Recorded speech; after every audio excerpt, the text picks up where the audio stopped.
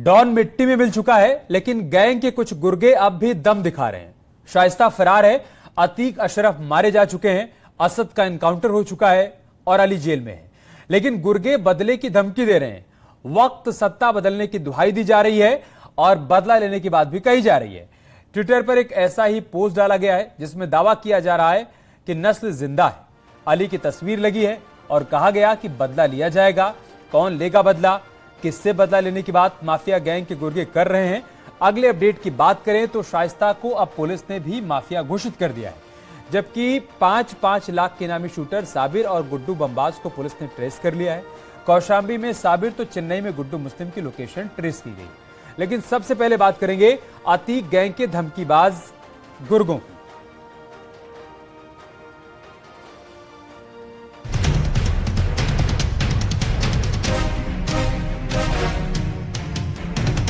बाप का, दादा का, भाई का, सबका बदला लेकर फैजल। यूं तो फिल्मी डायलॉग है, लेकिन इस फिल्म के किरदार प्रयागराज शूटआउट से हूबहू मिलते हैं। चाहे गनबाज की बात हो या बम से शहर को धुआं धुआं कर देने वाले बमबाज की बात हो। चूंकि कहानी फिल्मी है, लेकिन पुलिस का एक्शन असली।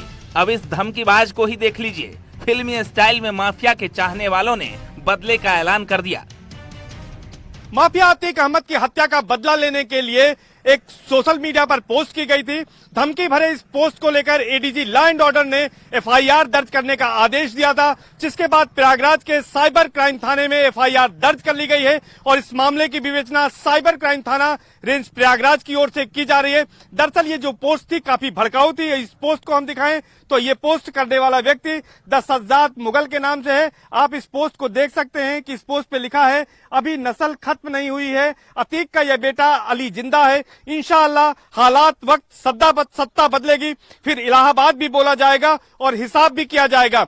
द सज्जाद मुगल नाम के ट्विटर हैंडल से धमकी देते हुए लिखा गया है कि अभी नस्ल खत्म नहीं हुई है, अतीक का ये बेटा अली अभी जिंदा है, इंशाअल्लाह हालत वक्त सत्ता बदलेगी, फिर इलाहाबाद भी बोला जाएगा, हिसाब भी पूरा लिया जाएगा। दरअसल ये ट्वीट असद के एनकाउंटर और 15 अप्रैल को हुई अतीक अशरफ की हत्या को लेकर है, जिसमें कहा गया है कि वक्त और सत्ता बदलने पर इंतकाम लिया जाएगा। जिसके बाद साइबर क्राइम थाने में आईपीसी की धारा 505(2) और आईटी एक्ट 2008 की धारा 66 के तहत केस दर्ज किया गया है। इसके अलावा पुलिस कई और सवालों के भी जवाब तलाश रही है, जैसे कि धमकी देने वाला ट्विटर हैंडल किसका है, धमकी देने का मकसद क्या है। पुलिस को शक है कि कहीं धमकी देने वाला अतीक और अली का कोई करीबी या मददगार तो नहीं। इस बाबत प्रयागराज की साइबर क्राइम पुलिस मामले की तफ्तीश कर रही है, ताकि धमकी देने वाले तक पहुंचा जा सके। Bureau report, news 18।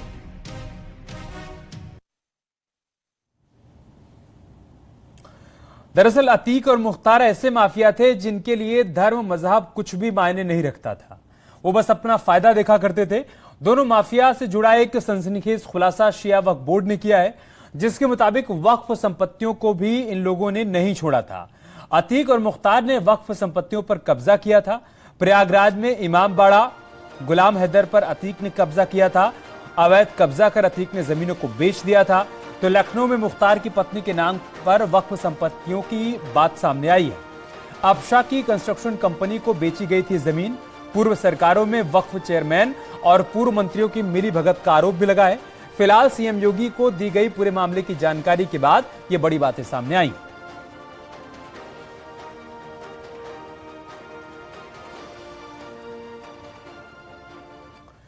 तो अतीक और मुख्तार की कारनामे रह रहकर सामने आ रहे हैं और दूसरी तरफ फरार शूटर्स की तलाश में जुटी एसटीएफ को बड़ी कामयाबी मिली है। सूत्रों की माने तो गुड्डू मुस्लिम और शूटर साबिर की लोकेशन ट्रेस कर ली गई है। बमबाज चेन्नई में आखिरी बार ट्रेस किया गया, तो शूटर साबिर की लास्ट लोकेशन कौशांबी में मिली है।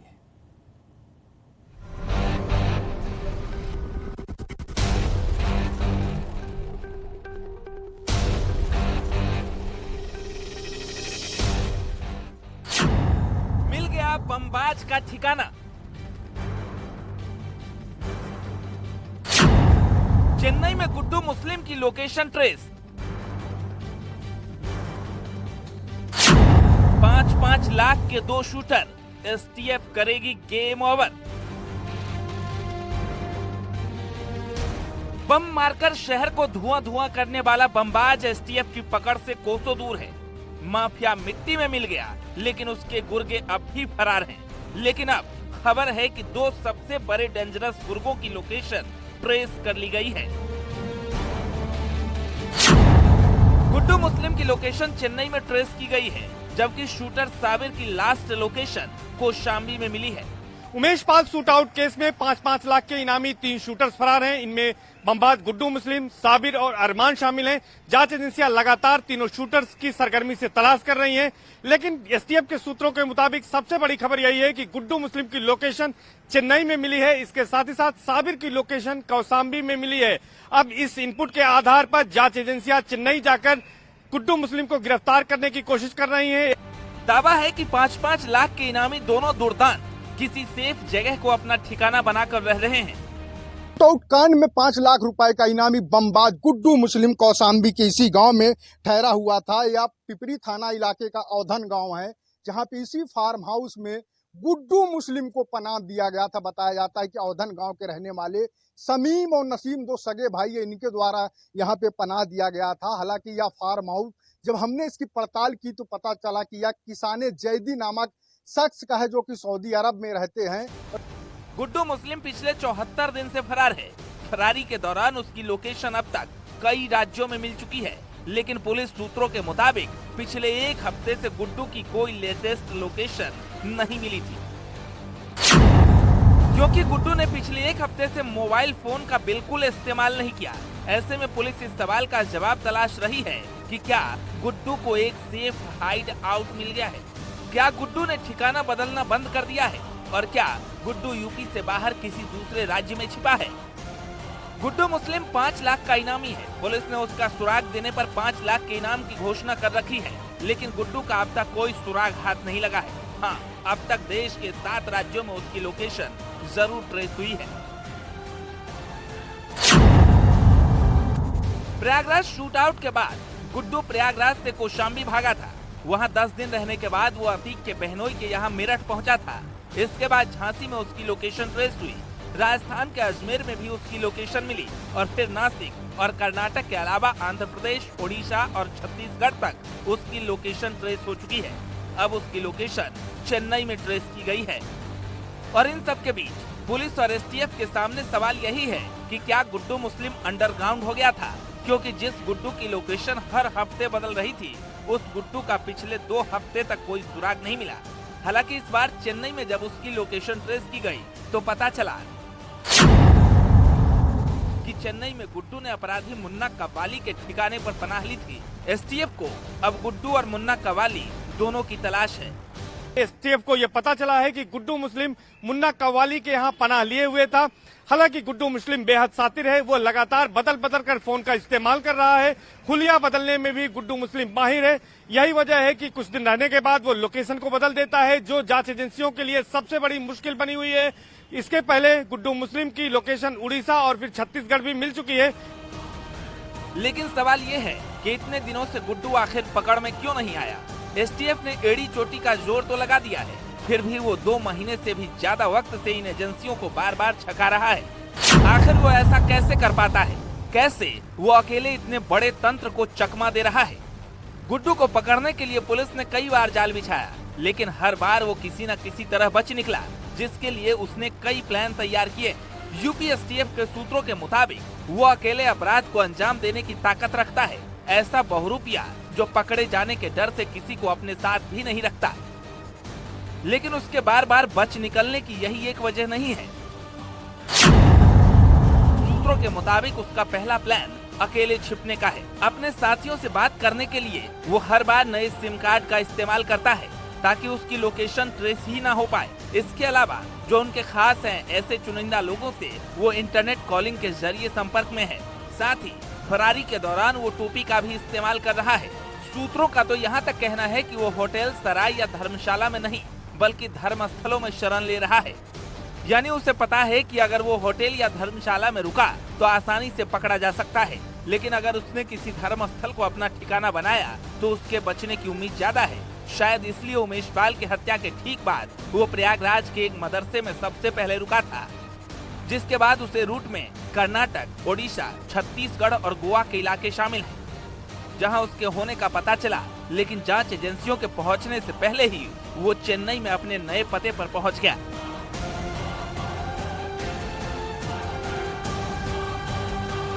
Bureau report, news 18।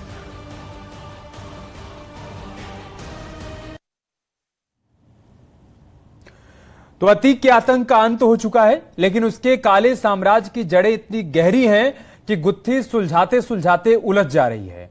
एक ताजा रिपोर्ट की माने तो माफिया की 3000 करोड़ का काला साम्राज्य है, जिसमें से 70% प्रॉपर्टी बेनामी और ऐसे गुमनाम वारिसों के नाम पर दर्ज है जिनका पुलिस के पास कोई रिकॉर्ड ही नहीं है। अब इस प्रॉपर्टी का पता लगाने के लिए एक स्पेशल टीम का गठन किया गया है। अतीक की बेनामी संपत्तियों का काला साम्राज्य। प्रयागराज से दिल्ली तक फैली अतीक की संपत्ति। अपने पीछे कितनी संपत्ति छोड़ गया है डॉन। अब कौन होगा अतीक का वारिस? ये वो सवाल है जिसे अतीक की मौत के बाद हर कोई जानना चाहता है कि आखिर वो कौन है जो अब अतीक के काले साम्राज्य को संभाल रहा है। अतीक की हत्या के बाद उसकी नामी और बेनामी संपत्तियों का लेखा जोखा एजेंसियां तैयार कर रही हैं। दावा है कि अतीक की संपत्ति 3000 करोड़ रुपए से ज्यादा की है। सबसे बड़ी बात, कुछ संपत्तियां तो उसके परिवार के नाम हैं और उस पर उनके लोगों का कब्जा भी है, लेकिन ज्यादातर संपत्तियां दूसरों के नाम से हैं। उन पर कब्जा, पहचान, हिसाब सब दूसरों के पास है। 3000 करोड़ से ज्यादा की जो संपत्ति है उसमें से 70% संपत्ति अतीक अहमद ने गैरों के नाम की है। या तो इसमें उसके गैंग के लोग शामिल हैं, नौकर शामिल हैं, अकाउंटेंट शामिल हैं या फिर करीबी रिश्तेदार शामिल हैं। लेकिन माना जा रहा है कि इन तमाम संपत्तियों को अब किसी न किसी तरह से खुर्द-बुर्द किया जा सकता है। इसको लेकर राज्य सरकार ने अब एक स्पेशल सेल गठित की है जो इस संपत्ति की जांच कर रही है। हालांकि ऑपरेशन माफिया के तहत माफिया अतीक अहमद की 11 अरब से ज्यादा की संपत्ति योगी सरकार ने ही जब्त कर ली थी, लेकिन इसके बावजूद यह संपत्ति कुछ भी नहीं थी, क्योंकि बड़े पैमाने पर अतीक अहमद की संपत्तियां तमाम जगहों पर हैं। खास तौर पर अतीक अहमद जहां पर जाता था, बताया जाता है कि वहीं पर वो अपने बेनामी संपत्ति खड़ी कर देता था। इसके साथ ही साथ तमाम लोगों के साथ वो कारोबार करता था। सूत्रों के मुताबिक अतीक अहमद की 3000 करोड़ की संपत्तियों में से 70% संपत्ति परिवार से बाहर के लोगों के नाम है।